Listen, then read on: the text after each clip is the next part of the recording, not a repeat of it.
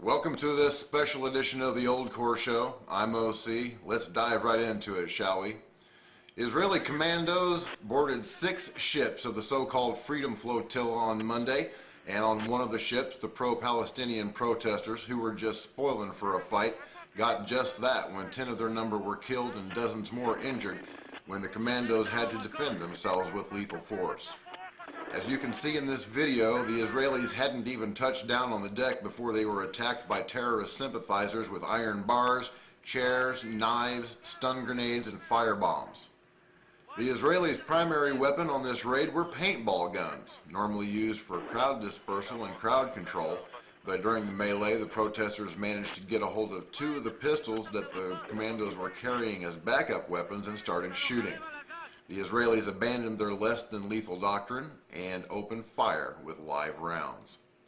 The ships, operated by the Free Gaza Movement and the Foundation for Human Rights and Freedom and Humanitarian Relief, better known as IHH, had left waters off Turkey the day before with the stated intention of running the blockade.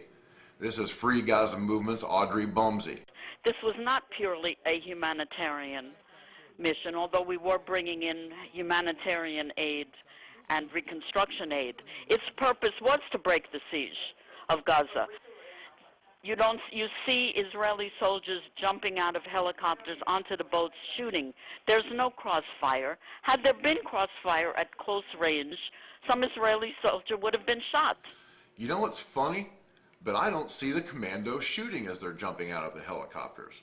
What I do see are the Israelis being mercilessly beaten with chairs and iron rods. It was only when the mob managed to steal the commandos' sidearms that lethal force was used, and that is exactly what the protesters were hoping for. They wanted to be martyred.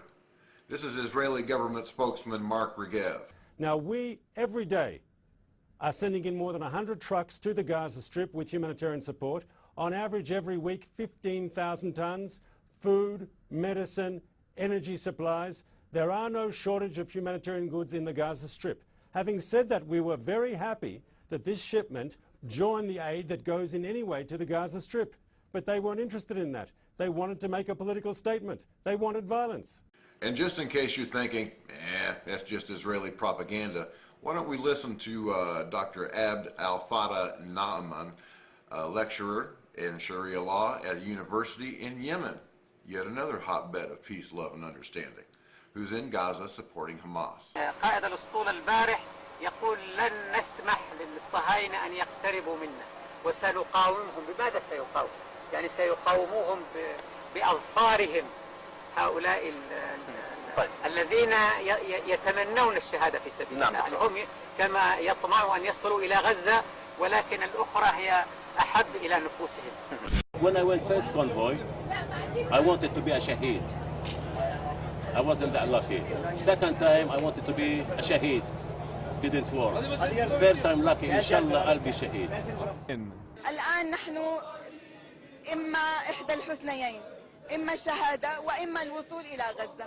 Israeli Deputy Foreign Minister Danny Ayalon said that Israel regrets the loss of life and said Israel had informed the protesters weeks before, long before they ever left the port, that they would not be allowed to dock in Gaza and that all aid had to move through approved checkpoints. Israel regrets any loss of life and did everything to avoid this outcome.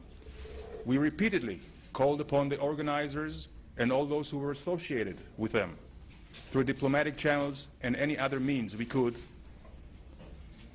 to stop this provocation. Mavi Marmara, you are approaching an area of hostilities which is under a naval blockade. The Gaza area, coastal region, and Gaza harbor are closed to all maritime traffic. The Israeli government supports delivery of humanitarian supplies to the civilian population in the Gaza Strip and invites you to enter the Ashdod port. Delivery of the supplies in accordance with the authorities' regulations will be through the formal land crossings and under your observation, after which you can return to your home ports aboard the vessels on which you arrived. Negative. Negative. Our destination is Gaza. The organizers' intent was violent, their method was violent, and the results were unfortunately violent. We have one person has just been hit in the head by a bullet. I think he may die if he does not receive medical treatment immediately. The Israelis did offer to let the boats dock in Ashdod, the Israeli port. After a security inspection, the aid would be allowed to go into Gaza. But no, protesters just had to make their point. They had to run the blockade, and look what happened to them. After the commandos opened fire, killing 10, wounding dozens more, the captain of the vessel appealed to the rest to lay down their arms and surrender. We have lost the main control of the ship. Please come down and take your seats. Come down and take your seats. From London to Turkey, the country where the flotilla originated, Muslim protesters, outraged at Israel's seizure of the ships, hit the streets by the thousands. For a time in Ankara, where diplomatic ties between the Turkish government and the government of Israel have been becoming increasingly strained over the last couple of years, the mob tried to storm the Israeli embassy, but Turkish police beat them back. Turkey's ambassador to the United Nations accused Israel of state-sponsored murder and said that Israel no longer had any legitimacy in the eyes of the international community. Mr. President, I am distraught by the fact that the Israeli Defense Forces stormed a multinational civilian endeavor carrying humanitarian aid to Gaza in international waters.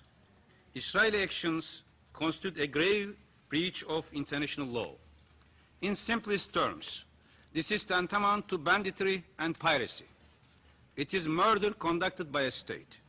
It has no excuses, no justification whatsoever. A nation state that follows this path has lost its legitimacy as a respectful member of the international community. Meanwhile, the Israelis were having a little party of their own outside the Turkish embassy in Tel Aviv, where they gathered to celebrate what they considered to be a victory in being able to maintain the blockade, and ultimately a victory over Hamas, who in 2008 lobbed over 7,000 rockets and mortar shells into Israeli civilian neighborhoods, prompting the Israelis to invade Gaza during Operation Cast Lead. That invasion killed upwards of 1,300 Palestinians. Israeli ambassador to the United States, Michael Oren, was on American television defending the actions of both Israel and the commandos, saying they did everything humanly possible to use as little force as possible while still maintaining a blockade. But the organization that is leading that effort is an organization which the CIA has identified as closely linked to Al-Qaeda. It is an organization whose members chanted death to the Jews as they got on board these ships. And we offered to take this humanitarian aid and transfer it to Gaza. That organization turned us down. It also turned out in our effort to get humanitarian aid to Corporal Gilad Shalit, who's been in Hamas hostage taken for now 4 years without any visits from the outside world in violation of international law. They turned us down on that as well. Let me stop. These are not peaceful protesters. We've got about 100 truckloads of humanitarian aid going to Gaza every single day. There's no shortage of food in Gaza, no shortage of medicine in Gaza, and Israel has been easing up restrictions on building material. Yeah. Okay, now I've given you the story from both sides of this deadly little drama, and now I'd like to add my 2 cents. Don't let your emotions distract you from the truth. They were civilians, and they were killed, and they knew that it could happen. Matter of fact, they counted on it. These protesters knew exactly what they were doing when they made the decision to run the blockade. They had been warned by the Israelis for weeks prior that they would not be allowed to bring the aid, which, by the way, is being distributed today by the IDF in Gaza. They wouldn't be able to bring it directly to Gaza by sea. They knew it would be dangerous, and they did it anyway. IHH uses naive do-gooders as human shields, hoping for them to get hurt or killed in order to sway world opinion to their cause and paint the Israelis as cold-hearted bastards. You know, it's one thing to have a bunch of little brown people get killed, but heaven forbid that a blonde-haired, blue-eyed woman from the United States gets killed. Okay, now that is propaganda. You had best unfuck yourself, or I will gouge out your eyeballs and skull fuck you!